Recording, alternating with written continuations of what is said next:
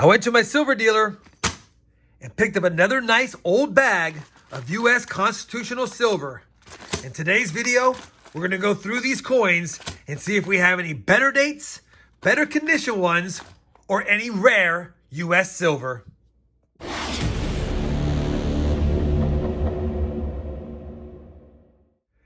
Hey everyone, it's RobFindsTreasure. Welcome back to the channel. Like I said in the intro, I picked up a nice old bag of U.S. silver, constitutional silver, or junk silver as some people like to call it. And yeah, it's all 90% silver in here, and there should be nothing newer than 1930 being the last year of the SLQ, or Standing Liberty Quarter. So, should be 1930 and older. He said there's a couple of really old coins in here as well. Now, if you're wondering what I paid for this, I put it on the front for you guys today. I get asked all the time. I paid $770. It's exactly $35 face value, and that comes out to 22 times face value for the older stuff. Now, there is some pretty damaged stuff in here, he said, that he tossed in, but there's also some older stuff that's worth a lot more than, let's say, a $50 at 22 times face is 11 bucks. So we got some stuff that should be wins. We got some stuff that's pretty ugly, but you never know what you're going to get. And my silver dealer doesn't really pick through older coins like this. So obviously he bags them up for me. Hopefully you guys think I got a good deal once we've gone through the bag. What's next to do is I'm going to dump out this bag on this mat. It's going to be my Silver Coins Major Varieties mat, because not only are we looking for better dates, we're going to be looking for any varieties as well. But I'm going to dump it out. We're going to get them sorted, and we're going to see what we have between all the different denominations and designs.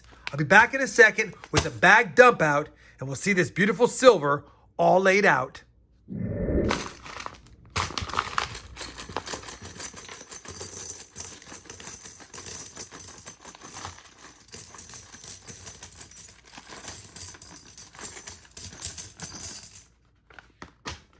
You know what?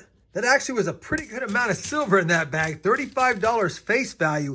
Looks like the bulk of it might be Standing Liberty quarters. I do see some Barber dimes, and of course, oh, we have a newer Washington quarter. You know what? That's later than 1930, but take a look at the condition of that 1935 Philly. Holy cow. I will put that to the side. I'm kind of mad that I dumped it out and it was in this bag, because that's too nice to be in this bag. We don't want this one getting damaged. That's probably a low mint state, maybe AU now that it's been in the bag, but definitely wasn't expecting a George Washington quarter, but when it's 1935 and looks that nice, can't get mad at that. I will definitely check that for any varieties as well. All right, I see some Seated Liberty stuff. I see some Barber stuff, $50, quarters, dimes, SLQs, and I thought I saw some older stuff in here as well. Oh, look at that. Wow, capped bust. All right, definitely got some cool things in here. Let me go ahead now and get them sorted by denomination, design, and type, and I'll be back in just a second, and we'll take a look at the stacks that we have. All right, we have got the bag dumped out. Holy cow, what an assortment of denominations and design types. We got capped bust, Seated Liberty, and Barber $50. We got Seated Liberty, Barber, and Standing Liberty quarters, a ton of SLQs, a lot of dateless ones, but a lot that I saw that had dates. One George Washington quarter. We got capped bust dime, Seated Liberty dimes, a lot of Barber dimes, and even two half dimes, both Seated Liberty design. Wow, that covers a huge segment of the junk silver or constitutional silver from the early 1800s all the way until the 1930s for sure.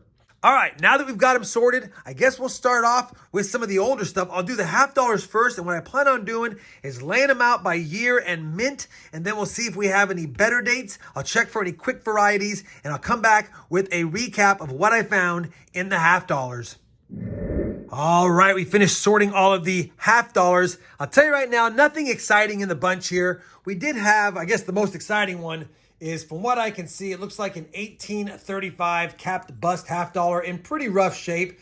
Still a cool coin. And when you think about me paying 22 times face, $11 for this, that's definitely worth it in my opinion. A couple of Seated Liberty $50, both 1853 O with arrows at the date. You can't see it, but I know it is because it has the rays as well. This one's been altered. You can see part of the rays on the back right here and on the left-hand side, but you don't see the other arrows. So I went ahead and just to make sure it wasn't a Error, I weighed it up. It weighs as if it is the 1853 O arrows at date with rays. So we know it is based on the weight. It's not heavier. And then here's the other one. That's what it's supposed to look like with the rays all around it.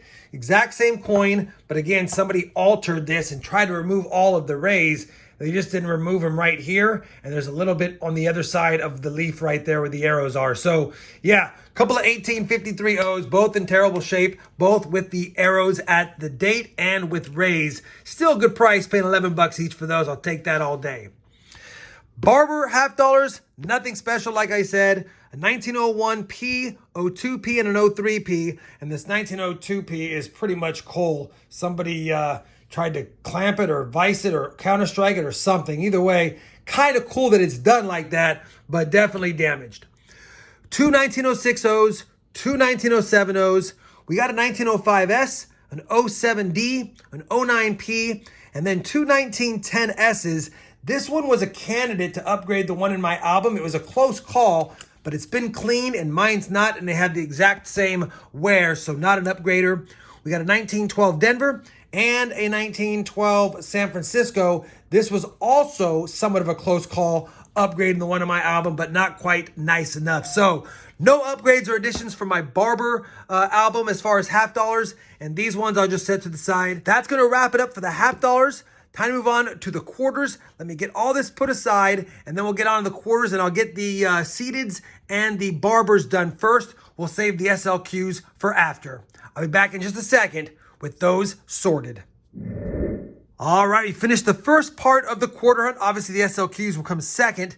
Couple of seeded Liberty quarters. I was not expecting a lower mintage and decent shape. Probably a low, well, maybe not a low fine. Probably more like a VG 8 or 10. Could push F12. I doubt it, though. It doesn't have quite enough detail. But definitely a nice 1839 Philly.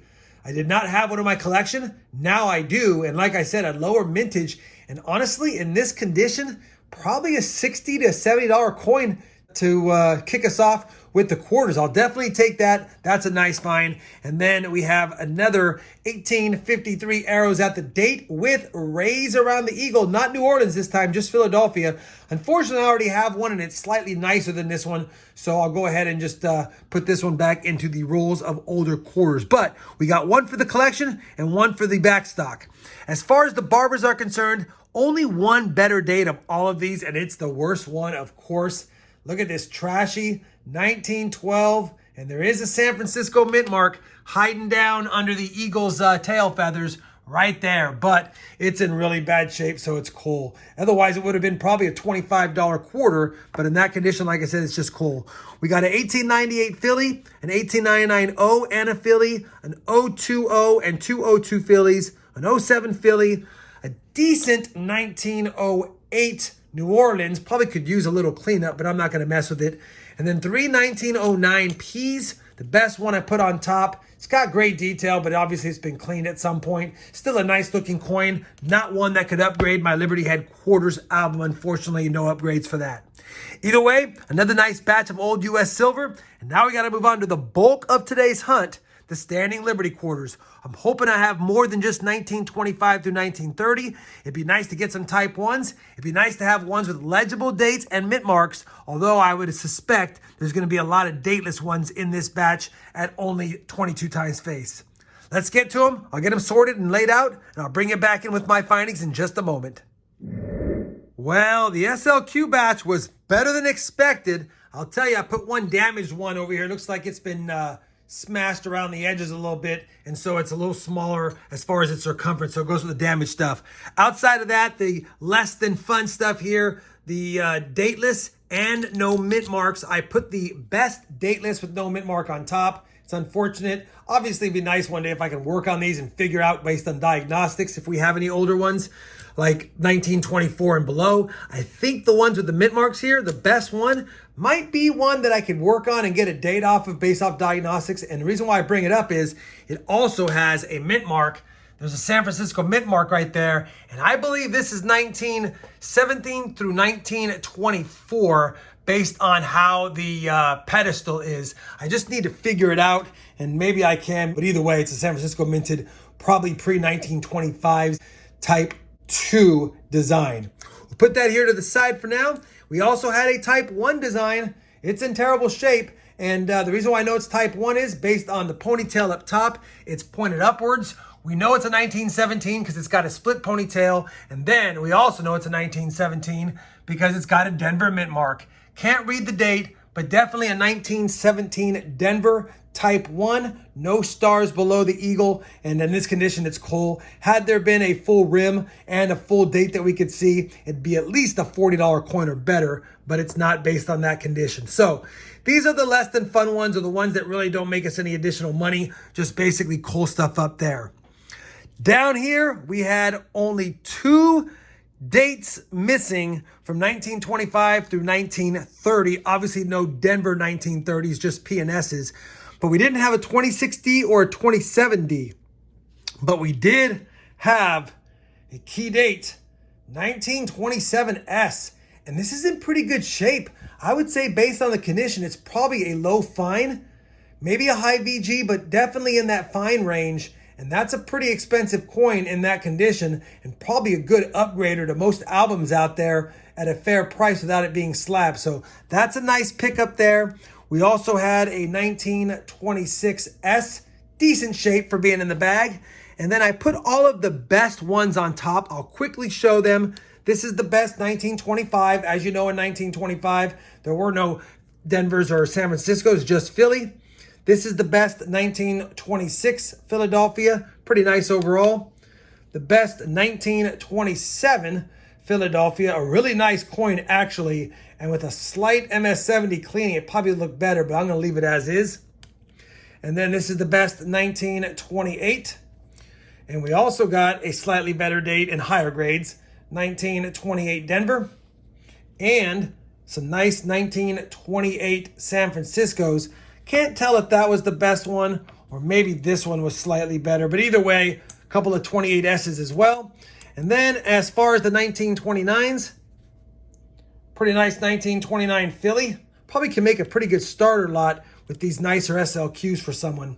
A 1929 Denver.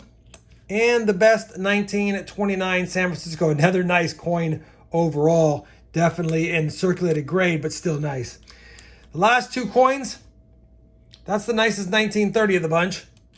And the nicest 1930 San Francisco. I know I spent a lot of time on the SLQs, but a lot of us see a lot of SLQs like this with some detail, but it's rare that we get to see them in better shape or better condition unless we're paying up for them or we see them in a slab. So wanted to take a few extra seconds to show you some of these nicer SLQ quarters. Let me get all this set to the side and in rolls. We'll move on to the rest. You've already seen the George Washington. I know this doesn't update or upgrade the one I have, but I'll definitely flip that one up because it's a nice shape. I'll be back with a look at the dimes here and the half dimes once I get them sorted by date. All right, that was kind of fast, but I had to do a little bit of research. As far as half dimes are concerned, we know this one is going to be an 1860 something. I'll zoom in a little bit more on the date so you guys can see, but I'm not quite sure of the last digit. It's definitely an 1860 something, and based on the last digit, that little peak there, it could be an 1861, 1864, or 1867. I highly doubt it's 1864. I would love it if it would be, because that is a rare one. But you guys let me know if you see something and put it in the comments down below. I've checked it under the scope. It's definitely an 1860 something. And there is no mint mark, although at certain angles, it does look like there could have been an O down there, but I believe that's just going to be damage. You let me know. If you see an O down there, like that angle right there, looks like there could be an O below the ribbon. If that's an O, it can only be 1860 O, because we know it's an 1860 something, but I don't see a 0 at the end. Either way, am I seeing things? I don't think there's an O, and I think it's an 1860 something. We already have most of the 1860s except for the 1864. This one is going to be an 1872 Philadelphia. I also already have that in my collection, unfortunately. Let me zoom back out. As far as the full dimes, we have an 1829 capped bust dime. Pretty decent shape for the age, obviously almost 200 years old. And believe it or not, I actually have an 1829 in better condition. As far as the seated Liberty Dimes, I have all of them except for this one. I did not have an 1851 Philly, and it's in pretty decent shape. A lot of glare on it. It's obviously been cleaned, but still a nice looking coin overall. And then we have an 1858 legible date, an 1882 with pretty good detail. I already checked it against my personal collection. Mine does beat it out overall, although this is a pretty nice one for being found in the bag. And then our only one with a mint mark is an 1891 and a little San Francisco mint mark down there below. So that is the wrap up of these bad boys. Oh, and if you're wondering, I should have pointed it out. This 1829 actually is a medium 10 cents. And I'll bring you over to the computer over here. There's 3 different types of 1829 10 centers: small, medium, and large. And how I identify them is based on the position of the one. You can see this one is left of the tail feathers. The medium one actually intersects the tail feathers, and the large is way off to the left. And when I look at the back of this, you can see the one is just touching the tail feathers. I think it's a medium 10 cents. All right, we finished with these types of dimes. Now it's time to move on to the barber dimes that I spilled earlier. And yeah, let me get them sorted by date and we'll see what we got. And hopefully we have some better ones in there. Well, I'm back really quick because I was going through the sort here and a couple of nice ones caught my eye. Take a look at this 1908. Probably cleaned, but really good detail. Barber dime, and then the star of the show. Holy cow, look at this. It looks like it could be original toning. 18 or natural toning, 1892. First year issue, like it was in a book. It even has a little bit of that glue or some kind of, I guess maybe they put a little bit of glue on the back to hold it in the album, which is a bummer because it looks like it's book toned on the front. It looks like it has a little bit of residue from being in an album right there, as you can see. And if I can get that cleaned off without damaging the coin, this might be one for submission for grade because it's got full Liberty, great toning, little bit of damage there, but that's okay. I don't think that'll make it not get a grade. I don't know. It's a beauty, probably not one to submit. I have bad luck on submitting older coins that aren't completely original. This one could be, but that stuff on the back, removing it's going to be tough. Either way, could be an upgrader. 2 beautiful, high quality overall, great detail barber dimes. And yeah, that's why I brought you in. All right, let me get them sorted. I'll be back in just a second. All right, we've got all the barber dimes sorted by date and by mint, and really there's nothing too exciting here other than what I showed you earlier. The 1892 is a stunner. It's got another one behind it. They're both Philadelphia. We got an 1898P, damaged 1902, but we did get a better date, 1902, San Francisco. I'll have to see if I need that in my album. I haven't checked yet. 1903, we got a couple of them, 04, 05, 06, 207s, and even a 1907 San Francisco. You saw it, the really nice 1908. Looks like it might have been cleaned, of course. 1909 with damage, 1910, 11, 211 Denvers, 2 13s, 2 14s, a 15, 2 16s, and a 1916 San Francisco as well. So a lot of common stuff, slightly better 07S, slightly better 02S, really nice 08, and a really nice 1892 first year issue. Let me go ahead now and get this all cleaned up really quick, get everything set up here, and I'll give you guys some final thoughts on this $770 bag that I bought from my silver dealer. Well, I got all of today's finds from that bag put here on the table. We got some stuff to offer up maybe in future auctions. We got some stuff for the collection. We even added a couple of things to some slots that I was missing in some of my older U.S. constitutional albums as well. And even some damaged stuff like I always seem to get whenever I buy these bags.